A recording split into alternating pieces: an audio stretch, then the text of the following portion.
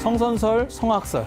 성선설이라고 하는 것은 본래적인 부분을 이렇게 잘 발현시키는 거. 그게 양심이라고 하는 거예요. 맹자가 그 양심이라는 말 처음 씁니다. 그리고 그걸 또 다른 말로는 신생아의 마음이라는 게 중요하다는 거예요. 그게 적자지심, 본질적인 마음. 그거야말로 최고로 중요하다. 순자는 그런 어린아이의 마음은 더러운 마음이라고 생각하는 거지. 그리고 불교도 똑같이 어린아이의 마음은 문제가 있다고 봅니다. 오염된 마음이라고 봐요. 오염된 마음. 이유가 뭐냐면 오염이 안 됐으면 해탈했겠지. 두 가지로 얘기를 하지만 실제로는 이것은 아까 여기서 얘기한 것처럼 보는 방향의 차이인 거지. 본래 거울이 깨끗하냐? 안 그러면 거울에 때가 묻었으니까 이 때를 제거해야 되냐는 차이인 거지. 실제로 성악설과 선선설은 똑같은 거다. 보는 관점의 차이다. 그리고 이 두 가지는 본질적으로 성선설이다. 자, 안녕하세요. 오늘 말씀드릴 거는 또 지난 시간에 이어서 인성론 얘기 굉장히 오래 하고 있는 것 같은데요. 중요하기도 하고 사실은 전에 했을 때 약간 어려운 것 같아서 또 한 번 더 풀어드리는 거예요. 그리고 이게 생각보다는 조금 복잡한 게 있어요. 왜냐면 후대 것까지 막 섞여 있어서 근데 한 번만 딱 들으면 이게 뭐 그렇게 어려운 얘기는 아닙니다. 그래서 오늘 지금 말씀드리려고 하는 거는 그래서 이게 한나라 때 이렇게 오락오락하고 있었는데 오락가락하고 있었는데 답을 낼 수가 없어요. 결국은 답 못 냅니다. 오늘날에도 답을 못 내는 걸 옛날에 어떻게 답을 그때 인도 불교가 들어오는 거지. 인도 불교가 중국으로 들어올 수 있었던 이유는 제가 전에 말씀드렸는데 인도가 문화가 중국보다 당시에 높아서 문화가 높은 쪽거 들어옵니다. 문화가 높은 쪽에 들어와요. 특수한 경우를 제외하고는 문화가 언제나 전 세계의 역사는 다 마찬가지예요. 문화가 높은 쪽에 들어와. 그래서 전에 그거 있었잖아요. 박진영이 원더걸스가 참 잘 나갈 때 원더걸스 아세요? 소녀시대보다 원더걸스가 원래 인기가 더 좋았었거든요. 잘 나갈 때 걔네를 데리고 미국에 진출한다고 다니면서 엄청난 고생을 했죠. 하지만 흔적도 없었죠. 왜? 그게 이제 문화 역량이 떨어지니까 들어가기가 쉽지 않았던 거예요. 이런 경우에는 문화가 떨어지는데도 들어가는 경우는 특수할 때만 들어가요. 그래서 인도 불교는 중국으로 들어왔고 중국의 유교나 도가는 인도로 못 갔다는 거. 그것 때문에 문화권적인 장벽에 걸려가지고 한쪽은 문화가 높으니까 논에 물 대는 거랑 똑같다니까. 높은 논에서는 물이 밑으로 내려가도 낮은 논에서 물이 올라갈 수는 없어요. 절대. 절대 없어요. 그래서 이렇게 돼서 불교가 들어오니까 여기에 이제 이게 이제 시들시들했거든요. 얘기도 답도 안 나오고 이러니까 에라 이러면서 이제 이렇게 잠잠잠잠 하고 있다가 불교가 들어오면서 뭔가 새로운 촉매제를 주는 거죠. 그러니까 생각들을 열어주는 거죠. 이렇게. 그때 나온 게 저 대승기신론이라는. 제가 대학원을 제가 박사 과정만 석사 2개 박사를 6군데를 다녔어요. 그리고 그중에서 4개는 박사를 제가 받았고 이번에 제가 박사를 받을 거예요. 5개째 받고. 그런데 아니 뭐 그러려고 하는 건 아니고. 근데 저 대승기신론이 얼마나 중요한 책인가를 말씀드리려고 하는 거예요. 제가 저 대승기신론 수업을 6번을 들었어요. 이 학교에 가면 이 선생이 저거 중요하다고 수업을 만들어놨어. 또 있어. 가지고 말도 못하고 계속 저 수업을 듣고 있는 거예요. 대승기신론 귀신같이 돼 있어. 나중에는. 그리고 더 이상 발표문을 만들 필요가 없어. 몇 번 들으니까. 다 이미 자료가 있어서 카드 돌려막기 하듯이 이렇게 하면 돼. 굉장히 재밌어. 저는 이제 마명이라고 하는 사람이셨다고 하는데 인도에 전에 사일론사 뭐 얘기할 때 마명이라는 사람이 있었어요. 아수바고샤라고 마루룸 소리랑 태어날 때 마루룸 소리가 들렸대요. 그래서 마명이라고 하는데 불소행찬이라는 약간 음유시인 같은 과예요. 저 사람이 뭐 하는 거냐면 원래는 저처럼 말하는 사람입니다. 조선시대 때 뭐가 있냐면 이야기들을 길에서 이렇게 얘기해 주는 사람들이 있어요.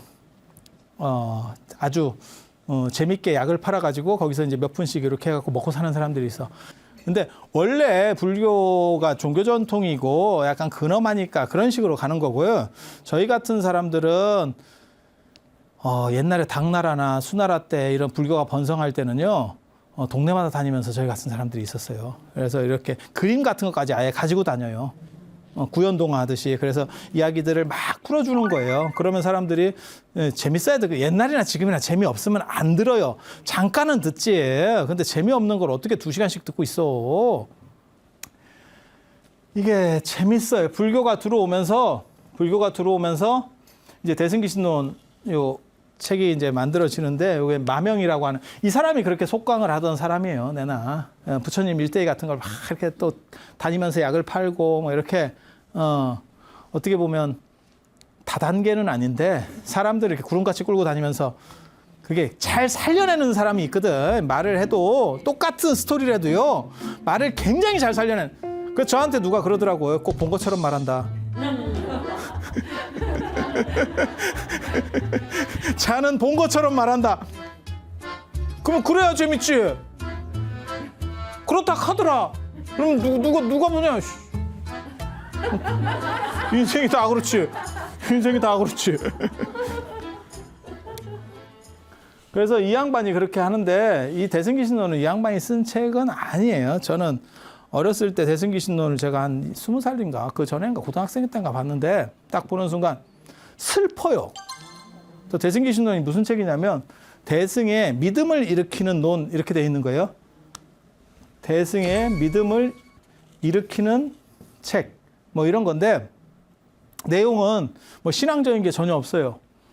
사람의 마음 구조, 인간의 마음은 어떻다라는 걸 얘기하는 거예요. 그걸 이제 1심, 2문, 3대, 4신, 5행, 6자 뭐 이렇게 얘기하는데 좀 있으면 얘기를 해드릴 거예요. 근데 저 책을 읽으니까 슬퍼. 저기 울분이 서린 사람의 글이야. 사람이 성공하지 못하고 이렇게 슬픈 사람이 쓰는 글하고요, 기쁜 사람이 쓰는 글하고 틀립니다. 읽어보면. 이제 그게 촉이 있어야 돼. 촉이, 책을 많이 안 본 사람은 그걸 구분을 못 해. 그 책을 많이 보면 이게 처연한 이런 기상이 느껴지는 것도 있고 뭐가 있어요. 그거를 옛날에 공자도 알았어. 그래서 주역이라는 걸 보면, 주역 있잖아요, 주역. 주역 책을 보면 이거는 그냥 이 전해지는 얘기예요. 주역에 이렇게 8캐 이런 그림들은 복희가 그리고 복희 씨가 했고, 그 다음에 요거를 겹치는 거 중캐라고 하거든요. 이렇게 6개 짝대기로 이렇게 겹치는 거는 신농이 했고, 여기에다가 괴사 이 전체의 내용 어떤 의미를 부여하는 거는 이 괴사를 하는 거는 문왕이 했고, 요 하나하나의 의미들, 이걸 효사라고 하거든요. 아니, 그냥 그렇다는 것 정도만 그냥 알아두시면 돼요. 이 효사를 만든 거는 주공이 했다. 주공이 저 주나라, 이 사람이 주나라 창업자고, 이건 이 사람 아들이에요. 근데 공자가 뭐라 그러냐면 이 주역을 쓴 사람에게는 슬픔이 있다. 우환이 있었을 거다. 근데 뭐라고 사람들이 생각하냐면 이 문왕이 주나라를 창업하기 전에 제후였는데, 은나라의 제후였는데, 그때 그때가 이제 주지웅님이라는 주임금이라고 하는 게 은나라 마지막 임금인데, 그 사람이 이제 주지웅님이라고 들어보셨어요? 주지웅님이 뭐냐면 연못에다가 술을 쫙 부어놓고 그 다음에 나뭇가지에다가 안주를 쫙 매달아 놓고, 요즘으로 말하면 가든 파티의 시조입니다. 가든 파티의 시조예요. 그렇게 해서 이제 빨면서 놀았다는 거거든. 그러니까 저 사람이 이제 저건 아닌 것 같다 이렇게 해서 약간 비판적이니까 저 사람은 유리라는 데다가 가둬요. 그러니까 가둬놓으니까 사람이 별로 할 일도 없고, 그래서 자기의 이제 본분으로서 저런 걸 정리하고 있었다. 그렇게 해서 저 글 속에 읽어보면 약간 처연한 게 있어요. 근데 주역각 읽으면서 제가 저게 처연한지는 저는 몰랐는데, 공자는 그 얘기를 합니다. 분명히 주역을 쓴 사람에게는 뭔가 우환의식이 있다. 그런 걸로 봐서 저것은 문왕이 했을 거다. 뭐 이렇게 추정을 하거든요. 근데 대승기신론을 제가 처음 봤을 때 슬퍼. 그래서 저렇게 슬픈 사람은 마명일 수가 없다. 마명은 약간 딴따라 까거든요.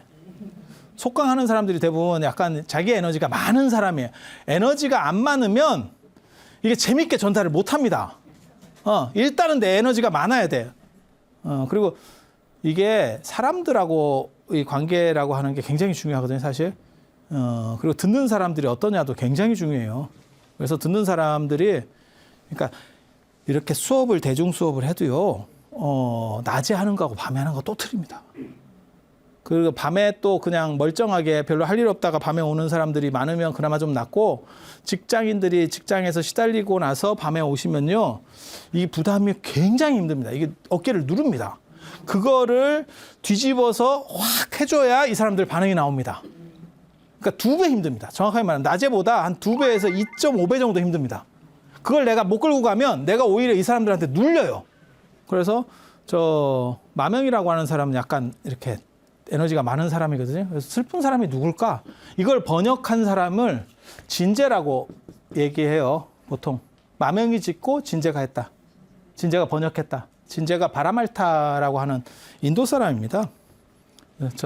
근데 저는 딱 읽는 순간에 저 진제가 썼다 이렇게 생각했거든요. 저건 진제다. 진제는 슬픈 사람이에요. 굉장히 슬픕니다. 그러니까 진제가 누구냐면, 그러니까 그 위치를, 불교사적인 위치를 얘기해주면, 중국에 4대 번역가 이렇게 얘기하는 경우가 있어요. 중국 불교의 4대 번역가. 4명을 꼽아서 번역을 제일 많이 한 사람. 1등은 현장. 그 다음에 2등이 구마라주입니다. 이 2분은 그냥 풋박입니다. 그래서 2명을 꽂을 때는 이렇게 꽂혀요. 3명을 꽂으면 3번이 진제입니다. 4명을 꽂으면 이게 알딸딸해져요. 그래서 2가지 이제 설이 있는데, 하나는 의정. 의정이라고 들어보셨어요? 남의 기기 내 법전. 의정이 설일취유부, 저 현장보다 조금 늦은 사람인데 설일취유부 문헌들을 엄청나게 번역, 인도까지 갔다 와가지고, 이제 중국에서 인도 갔다 와서 유명해진 사람이 3명이거든요. 법현 스님, 법현의 불국기. 그 다음에 현장의 대당서역기. 그 다음에 남의 기기 내 법전. 뭐 이렇게 해서. 잘 모르시는구나. 서안에 가면, 이런 얘기를 지금 하면 맞는지 잘 모르겠는데, 서안에 기가 막힌 탑이 있어요. 그게 이제 대안탑, 큰 기러기 탑이라고 하는 현장 스님이 경전을 모시려고 만들었다는 큰 탑이 있어요. 중국 장안, 서안이 장안입니다. 거기 가면 언제나, 거기는 모든 관광객이 거기를 들려요. 그러니까 그 자은사인데, 그게 이제 현장 스님이 자기 엄마를 위해서 지은, 현장이 아니고 당 고종 이치가 자기 어머니를 위해서 지었다 그래서 자은이에요. 이름이 자은. 어머니의 은혜. 네, 어머니의 은혜 사찰인데, 그 절은 그 자은사를 중심으로 번화가가 만들어져 있는 거예요. 그러니까 우리식으로 말하면 압구정동인데 실제로 가면 뭐 봉은사 같은 게 있고 그걸 중심으로 해서 전체가 만들어져 있는 거야. 이 반응은 뭐야? 좀 멋있지 않아? 아무튼 그런 중요한 사찰인데, 거기다가 큰 탑을 만들어서 현장 스님이 경전 가지고 온 거를 거기다 다 넣어놓고 이제 빼서 번역을 했대요. 근데 그 옆에 가면 천복사라고 하는 또 다른 절이 있어요. 그걸 이제 소환탑이라고 하는데, 보통은 이쪽엔 큰 기러기 탑, 이건 작은 기러기 탑 해서, 천복사도 굉장히 중요한 절인데, 그 천복사 탑이, 저 의정 스님이 자기가 경전 모시고 온 거를 거기다가 수납하려고 만들었다, 이런 얘기가 있거든요. 모셔놓고 그 다음에 그걸 빼서 이제 번역을 하는 거예요. 경전을 아무 데나 막 쌓아놓을 수가 없으니까. 그런데 그 탑이 신기한 이야기가 있어. 서안이 지진 때예요. 생각보다. 지진 난다고, 지진. 경주도 지진 때잖아요. 그래서 저번에 지진 나서 문제가 됐었고, 예전 기록에 의하면 불국사의 석가탑이 지진 때문에 무너지는 얘기가 나오거든요. 석가탑 무너질 정도면요, 석가탑이 지진에 충격받아가지고 막 이렇게 절단이 날 정도면 진짜 절단 납니다. 절단 납니다. 그렇게 했는데 그 탑이 지진이 나니까 반쪽이 쪼개져서 이렇게 벌어졌어요. 탑이 무너진 것도 아니고 큰 탑이요. 이런 작은 탑 아니에요. 우리나라 뭐 석가탑, 다보탑 이런 탑 아니에요. 수십 미터짜리 탑이 반쪽이 나서 탑이 이렇게 된 거예요. 벌어졌어. 한 30cm가 벌어졌다는 거, 한자가. 이렇게 되는 것도 진짜 희한하지 않아요? 한쪽이 무너져야 되는데 저렇게 되면. 더 놀라운 얘기가 가르쳐 줘요. 그 뒤로 몇십 년 후에 지진이 났어. 붙었어요. 붙었어요. 대박이지. 대박이야. 어떤 일이 있었는지 아세요? 제가 안 파봐서 저도 정확하게 모르겠지만 저희 통밥이 부르거든요. 서한이 지진 때라서 벽돌탑을 저 중국 사람들은 벽돌탑 쌓습니다. 벽돌탑을 쌓으면 무슨 일이 벌어지냐면 지진이 크게 일어나면 벽돌탑은 다 무너져 버려요. 우리나라 돌탑은 조금 무너지든지 흔들리든지 하면 이렇게 바로 맞추면 되고 벽돌탑이 무너지면 끝입니다. 아까도 그 벽돌이 위험하다고 했잖아요. 벽돌이 옆으로 받는 이 흔들리는 이거에 굉장히 취약해요. 벽돌이 위에서 누르는 힘은 굉장히 강한데 이거에 아주 약하다고요. 벽돌이. 그래서 아마 전통적으로 저 서안 쪽에 장안 쪽에 지진이 있었을 거예요. 그래서 탑을 높게 쌓으면 어떤 일이 벌어지냐면 지진 나면 난리 난다. 왜? 탑이 부처님을 상징하는데 지진이 나서 골로 갔어요. 불사가 될 것 같아요? 부처님이 버렸는가 봐 이렇게 생각한다니까요. 당나라 때 지진이 나가지고 탑이 무너졌다고 생각해봐. 그 해당 주지가 불사를 어떻게 해 이거. 불사 어떻게 하겠어. 누군가 당한 거야 분명히. 그러니까 저 파보면 분명히 제가 건축 전공자라 고건축 전공이라서 제가 대충 이게 구르거든요. 분명히 내진 설계했을 겁니다. 내진 설계라는 게 뭐냐면 탑을 쌓을 때 탑을 이렇게 지방공사를 이렇게 돌려버리면 돼요. 그러면 문제가 생겼을 때 힘점이 안으로 들어가게 되거든. 그러면 안 무너져요 저게. 그리고 힘점이 안쪽에 있기 때문에 보통은 이렇게 이걸 평으로 해서 이렇게 탑을 쌓으면 이게 흔들리면 이게 한쪽이 이렇게 폭 꼬꾸라지게 돼 있거든요. 가운데가 깨지는 경우가 있습니다. 실제로 이렇게 갈라지는 경우들이 있어요. 이 전탑은 가능해요. 석탑은 안 되는데. 그래서 한쪽이 확 가는 경우가 있는데 법문사탑도 이렇게 간 거예요. 80년대, 1980년대 이렇게 갔어요. 절반만 갔어요. 절반만. 그것도 내나 장안이거든요. 이렇게 가는 거예요. 힘점을 안에다 주면 벌어져도 안 무너지고 버틸 수 있어요. 그리고 다음번에 힘을 받으면 힘이 안쪽으로 몰리기 때문에 붙을 수 있는 거예요. 기적 같은 일이 벌어지는 거지. 왜? 한번 누군가 앞에 주지 스님이 뒤게 한번 당한 거야. 그래서 내진 설계라는 개념을 한 거예요. 이게 지금. 파보면 분명히 제 말대로 돼 있을 겁니다. 저게. 그렇지 않으면 저런 식의 일은 이루어지기가 어려워. 그럼 진짜 기적이지. 몰라. 제가 믿음이 부족했을 수도 있어요. 저거 한번 붙은 뒤로 있잖아요. 어떤 일이 벌어졌을 것 같습니까? 난리 나지요. 저거는 그 당시 사람들 생각으로는 우리같이 지금 아마 힘점이 이렇게 됐을 거야. 뭐 이런 생각을 하는 게 아니고 야 이건 부처님이 진짜 보호하는 절인가 봐. 그러면 주지 스님이 진짜 행복하지. 야 세상에 이런 일이 어떤 스님이 저렇게 안배를 해놨고 그 뒤에 스님은 하다 보니 오이고 이게 이런 걸 보고 뭐라고 하는지 아세요? 복이라고 하는 거예요. 복이라고 하는 거예요. 진짜. 그게 의정 스님 모셨다는 의정 스님이 가지고 오신 경전을 모셨다는 저런 탑이거든요. 그래서 이렇게 의정 스님이 들어갈 때도 있고 이거 중국 분이에요. 이거는 구자국 사람이고 이거는 인도 분이고 이분은 중국 분이에요. 그리고 불공금강이라고 불공스님도 있어요. 이분이 사대로 역경가로 늘 때도 있습니다. 그래서 저렇게 있는데 저 진제 스님이 재밌는 게 양무제 아시죠? 불교 아마 불교를 후원한 황제 중에서 중국에서 가장 신심이 두터운 게 양무제예요. 사신공양 내가 절에 노비로 가겠다 이렇게 하고 보살천자라고 불렸던 사람이에요. 그리고 실제로 강남의 그 당시 양무제 치세 때 굉장히 문화도 번성하고 나라도 잘 됐습니다. 그런데 맨 마지막에 이 양반이 이제 실수를 하는 게 반란을 일으킨 사람을 살려주는 바람에 자기가 제압을 했어요. 근데 차마 못 죽이는 거예요. 뭐 자비 어쩌고 이런 생각하다가 하고 살려줬는데 얘는 두려운 거야. 한번 죄를 지니까 언제 마음이 바뀔지도 모르겠다. 이러니까 또 이놈을 해가지고 결국 이제 양나라가 무너지거든요. 근데 양무제가 초청을 했어요. 인도에 저런 스님이 계신다며? 뭐 이러면서 다. 그 초청장 받고 비행기 티켓 받았을 때는 인생 풀리는 줄 알았지.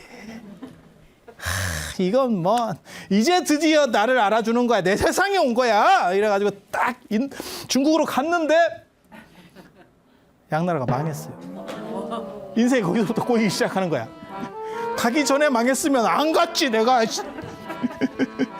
초청해서 갔는데 초청자가 없어졌어.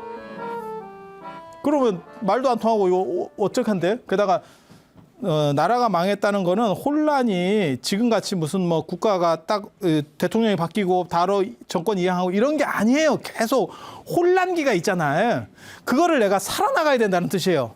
외국인이지. 말도 잘 안 되지. 이거 뭐 낙동강 오리알 이런 경우 어떻게 해야 됩니까? 손해배상을 청구해야지. 손해배상을 청구하랬더니 죽었잖아. 죽은 사람한테 뭔 손해배상을 청구를 해? 그럼 국가의 손해배상을 청구해야지. 망했다니까. 망했다니까. 뭐 어떻게 할 방법. 그래서 이분이 중국에서 진짜 개고생합니다. 개고생하고 인도로 돌아가고 싶어요. 나 좀 갔으면 좋겠어. 근데 이게 엄두가 안 나요. 옛날에는 그게 굉장히 어려운 길이거든요. 그래서 가려고도 시도했다가 그것도 엄두도 안 나고 막 이래가지고 진짜 특이한 행동을 합니다. 저는 저 기록을 처음 보고 저게 가능할까 싶을 정도의 행동. 자살하려고 그래요. 저 사람 굉장한 천재거든요. 굉장한 천재고 저 사람이 이제 구유식에 어떻게 보면 학파를 정립하는 사람인데도 불구하고 자살하려고 그래요. 그 정도로 힘들어. 그러면서 뭔 생각을 하냐면 이 대승기신론을 보면 뭐가 나오냐면 세상은 그지 같아도 본질적으로 나는 옳아라고 하는 생각이 있어요. 세상이 다 아니어도 나는 괜찮아. 논어에서 볼 때 그 있거든요. 온부지불온이면 불역군자오라. 그 읽어보면 논어도 굉장히 슬픈 책이에요. 읽어보면 논어를 읽고 있으면 참 어떻게 보면 소년 가장에서 시작해서 자기 뜻대로 하나도 안 되고 개고생하다가 죽은 사람의 슬픔이라는 게 느껴져요. 그 첫 구절부터 나오거든. 온부지불온이면 남이 알아주지 않아도 성내지 않으면 군자로다. 굉장히 슬픈 구절이에요. 나는 똑똑해서 뭔가 해보고 싶은데 알아주는 놈이 한 놈도 없어. 그러니까 결국은 이런 경우에 두 종류의 사람이 있다니까. 그냥 무너져 내리는 사람, 안에서 무너져 내리는 사람. 그래서 내가 뭘 할 수 있겠어? 이렇게 하는 사람이 있는가 하면 남이 다 안 알아줘도 내가 너네 이 우주를 왕따시키겠다. 이렇게 나오는 사람이 있어요. 그러면서 칼을 갈면서 내가 책을 쓰겠다. 그게 춘추예요. 그렇게 공자가 쓰는 책이 춘추야, 춘추. 그리고 그런 식으로 생각을 하면서 진제가 쓴 책이 대승기신론이라고 생각하는 거예요. 근데 대승기신론이 왜 마명거라고 자꾸 얘기를 하냐면 진제가 마명거라고 한 것도 있지만 이게 인도본이 있어요. 그래서 사람들이 이게 인도에서 넘어온 거 아니냐, 인도본이 있는데 왜 중국 거라고 생각하면 사상적으로만 보면 저건 인도식 사고가 아니에요. 중국식 사고예요. 그래서 중국 거라는 의심을 들지만 원판이 있으니까, 원본이 있으니까 번역한 거 아니냐. 저는 거꾸로 번역했다고 생각하는 거예요. 진제가 만들어 놓고, 그러니까 저걸 만든 사람은 인도 문화하고 중국 문화에 정통한 사람이에요. 그리고 인생에 슬픔이 있는 사람이고, 그렇게 봤을 때 저기에 걸리는 사람은 진제밖에 없고, 진제가 써놓고 인도로도 번역한 거지. 그래서 인도로도 역수출을 하는 거예요. 근데 인도에서는 안 먹혀. 왜? 저건 인도식 사고가 아니거든. 인도식 사고가 아니거든. 그래서 안 먹히게 되고, 저희가 그런 식으로 이제 추정을 하는 거죠. 느낌으로. 그러니까 그냥 필이에요, 필. 어떻게 보면 그 명탐정 아니면 그 강력 수사 하는 사람이, 그 경찰이 증거는 없는데 저놈 같아. 저놈 같아. 근데 증거가 있어? 없어. 근데 그래서 나같이 생각하는 사람이 또 있을 거다. 저는 그렇게 생각했어요. 내가 느꼈으면 다른 사람 중에서 느낌이 좋은 사람이 또 있을 거다. 그랬더니 일본 학자도 있고 대만의 모종삼 선생 같이 그 굉장히 유명한 사람이거든요. 그런 사람도 딱 저렇게 판단하더라고요. 네. 굉장히 재밌어요. 근데 이 대승기신론이 말하는 게 뭐냐면 이런 것들을, 이런 성론들을 전부 정리하는 거예요. 싹 정리하는 거예요. 그래서 일심 이문 삼대 사신 오행 육자라고 하는 거거든요. 일심 하나의 마음, 하나의 마음, 이 문, 두 개의 문, 삼대 세 개의 큰 관례, 사신 네 개의 믿음, 오행 육자.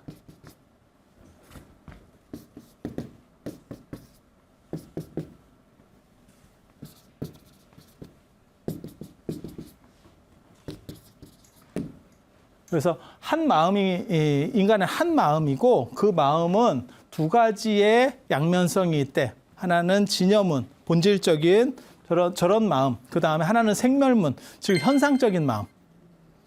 현상적인 마음. 그런 두 가지. 아니 대승기신론은 저렇게 얘기한다는 거예요. 저게 옳으냐 그르냐를 얘기하는 게 아니에요. 지금 대승기신론은 저렇게 얘기한다. 그리고 3대는 최상용. 세 가지 범주를 가지고 본체하고 작용, 그다음에 현상 이렇게 세 개로 범주를 해서 또 나눠요. 그러니까 언뜻 보기에는 대승의 믿음을 일으키는 논 이러니까 뭐 신앙적인 것 같지만 실제로 그런 내용이 없습니다. 마음에 대한 그냥 분석이에요. 어떻게 보면 고전 심리학 비슷한 그런 책이에요. 그래서 모종삼 선생 같은 경우가 대승기신론이야말로 가장 중요한 칸트의 철학과 비견할 수 있는 최고의 어떤 사상 체계다. 그 책도 잘 봐요. 그리고 저거 가지고 이제 주석서를 만들어서 대박이 난 게 원효 스님, 법장 스님, 뭐 이런 사람들이죠.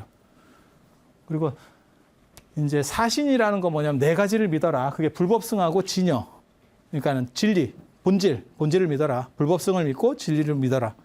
라고 하는 거고, 그 다음에 오행이라고 하는 건 뭐냐면 5가지를 실천해라. 육바람일이에요. 정확하게 말하면. 육바람일이 뭐죠? 보시, 지계, 인요, 정진, 선정, 지혜잖아요. 근데 이게 6개잖아요. 6개. 근데 요거를 선정을 지라 그러고 이거를 관이라 그래요. 또 다른 말로는 해라고도 할 수 있고. 그래서 요 두 가지를 이렇게 합치면 이걸 5개로 만들 수도 있어요. 그거를 오행이라 그래요. 그걸 실천하고 6개의 글자는 정 안 되면 이거 해라고 얘기하는 게 있어요.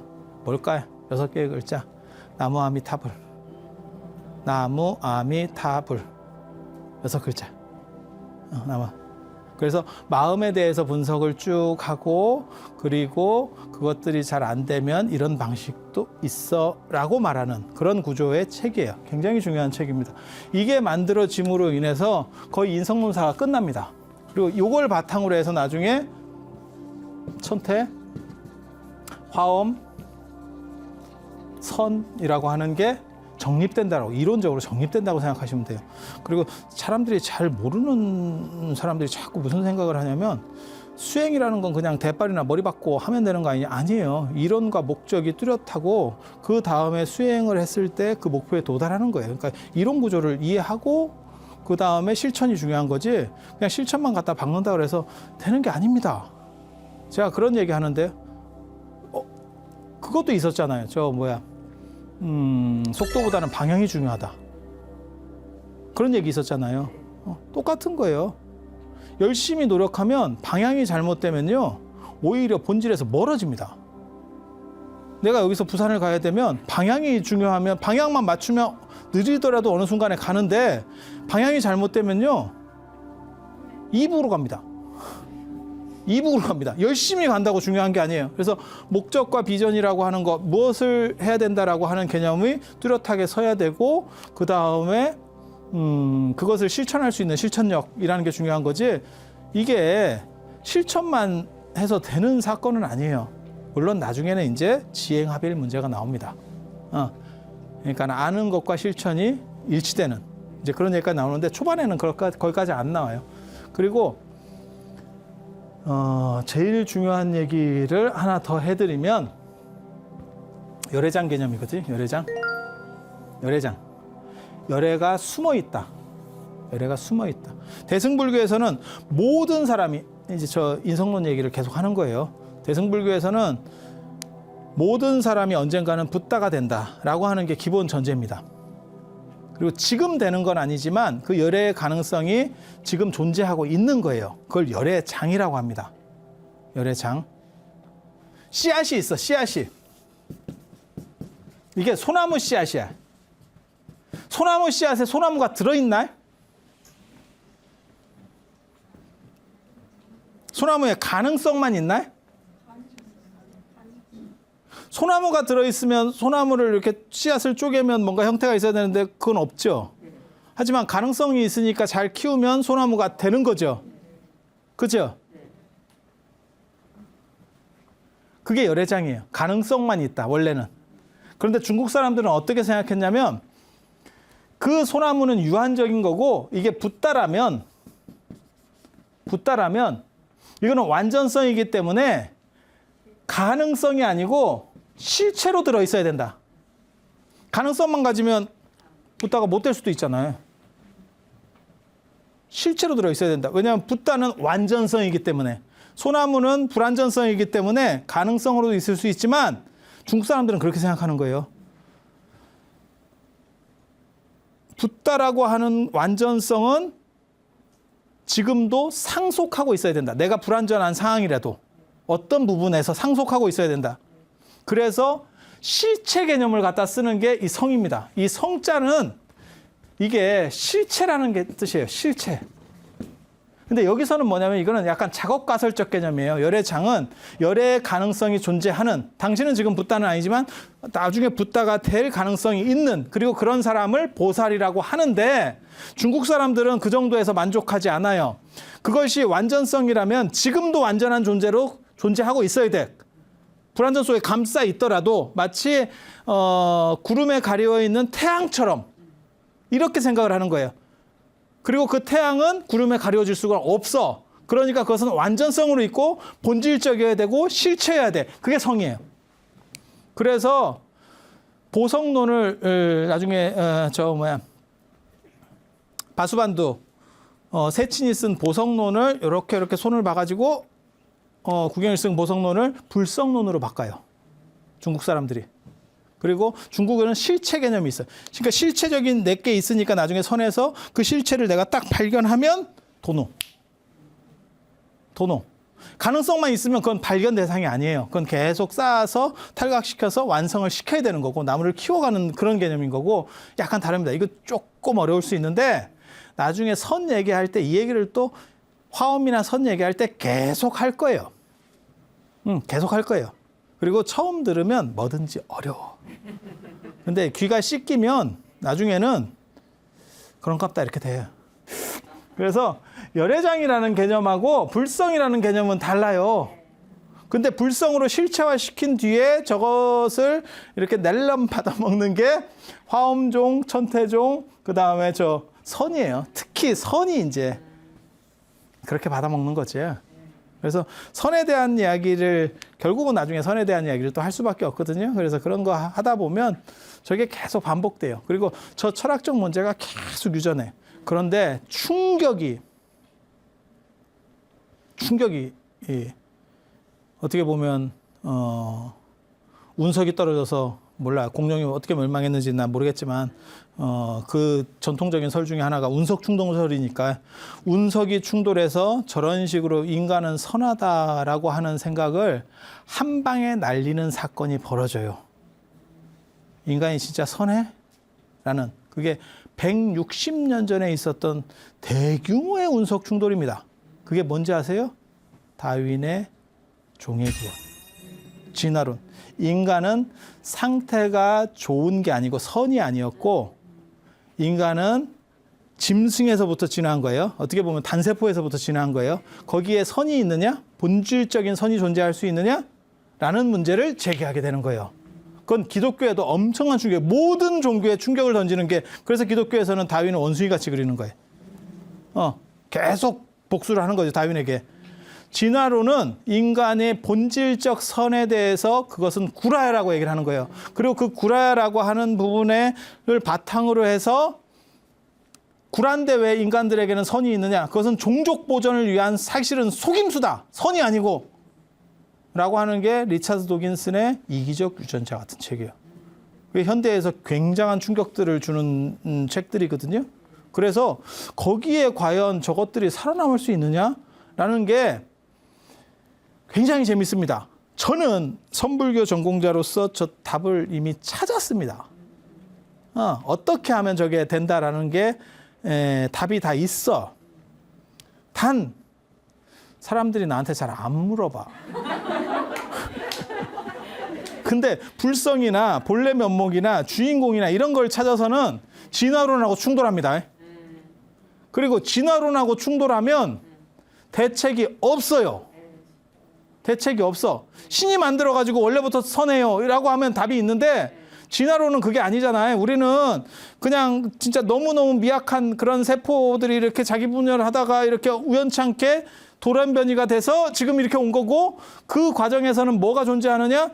뒤통수 까는 놈의 후손이 산 거요. 먹을 게 부족해. 근데 내가 양보해드리겠습니다 라고 하는 그런 선한 종자들은 싹 죽었고 저걸 어떻게 해서 내가 뺏어 먹어야겠다 라고 해갖고 뒤통수 까고 뭐 죽은 시체도 뜯어먹고 이런 사람들 후손 나쁜 놈들의 종자만 살아서 지금 우리가 돼 있는 거예요. 이렇게 되면 본질을 환기하면 악이 나와. 그러니까 순자가 만약에 진짜 성악설을 얘기했다면 오히려 지금 진화론상에서는 맞을 수도 있어요. 그래서 우리가 다윈의 진화론의 영향을 받아서 정신 분석학에서 고전 분석학에서 프로이드가 나오는 거잖아요. 우리는 그지 같아요를 얘기한 거지. 그랬더니 그 그지 같아요를 얘기하니까 우리의 본 마음은 그지 같아요를 얘기하니까 그러니까 칼 구스타프 융이 다 고전 심리학자예요. 뭐라고 이제 얘기를 하는 거냐면 그 사람 불교적 영향을 받거든요. 그래서 우리에게는 집단 무의식이라는 게 있고 그것은 훨씬 더 갖추어진 거야. 그거는 불교식으로 얘기하면 팔식이나 구식, 아뢰하식 같은 얘기를 하는 거예요. 그래서 그런 게 존재해서 무언가 또 다른 그 성선 논리를 펴려고 하는 그런 개념들이 막 존재해요. 그래서 이게 지금 이 문제, 이 성론이 지금까지도 유효한 논점이에요. 유효한 논점. 그리고 이게 해소가 안 되면 모든 수행은 무너집니다, 사실. 목적 자체가 없어져요. 목적 자체가 없어져. 앉아 있는다고 해결되는 게 아니에요. 무슨 얘기냐면 물 나올 때를 파야지. 전에 제가 그런 얘기 했잖아요. 열심히 판다고 물이 나오냐? 물이 나올 때를 파야지. 그게 1m 파서 물이 나오는 데도 있고 열심히 파면 마그마가 나오는 데가 있다니까. 그건 답이 안 나오는 거예요. 근데 진화론은 현대에 들어서 굉장히 큰 충격을 던진 거예요. 그리고 거기에 기독교가 난리가 난 거예요. 서양에서. 근데 동아시아는 의외로 특히 이 선불교는 초탈해요. 저도 깜짝 놀랐어. 왜? 불성이 없대. 그걸 진화론에서 종의기원에서 얘기한 거거든요. 결국 그 얘기를 하는 거거든요. 그렇게 본래적으로 선한 건 없어 라고 말했는데 거기에 대한 답을 안 내. 그래서 나만 답답한가? 나 이렇게 생각했는데 저는 답답해서 답을 냈어요. 그리고 그 답이 당나라 선에 있어. 당나라 선불교 안에서 그 답이 있어요. 근데 지금 사람들이 말하는 건 대부분 송나라 선이라서 경직돼서 그 부분의 유연성이 떨어지는 거야. 그래서 내가 선은 미학이다라고 얘기하거든. 선은 철학이 아니고 미학이다. 미학하고 철학은 틀려요. 철학은 합리성을 가지는 거고 미학은 내가 좋으면. 그러니까는 눈 돌아서 연애할 때 미학이에요. 그거는. 옆에 사람이 볼 때는 저게 왜 돌았지? 눈이 돈 게 아니고 이게 돈 거 아니야? 부모하고 자식 간에 충돌할 수도 있잖아. 자식은 눈이 돌았고 부모가 볼 때는 네가 돌았고. 아니 그런 경우들이 주변에 있잖아요. 있잖아요. 그래서 이건 정리를 좀 해야 돼요. 근데 미학적으로 정리하고 그다음에 당나라 선으로 정리하면 해법이 있어요. 근데 관심 가지는 사람이 별로 없더라고. 그래서 제가 나중에 이런 얘기를 해줄까 말까 생각 중이에요. 왜? 아까워.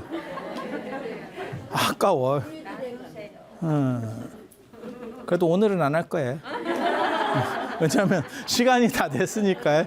그래서 나중에 또 이제 중국 불교와 관련된 이제 본격적인 이야기들 시작을 할 겁니다. 그래서 오늘까지 해서 중국 인성논사에 대해서 기본적인 정리를 했고, 그리고 결국 불교가 들어오면서 그것이 풍부해지고 정리가 되기 시작했다. 그리고 그 바턴을 누가 이어가느냐? 드디어 중국 불교가 이어간다. 중국 불교의 인성논사가 끊긴 거를 중국 불교가 이어간다.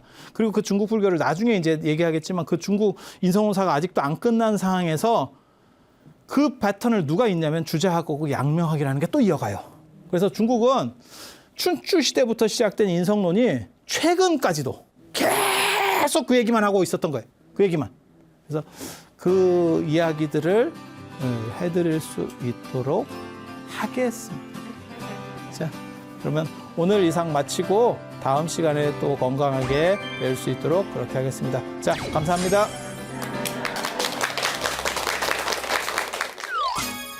신통의 시대라는 건 인도에서 스님들이 넘어왔어요.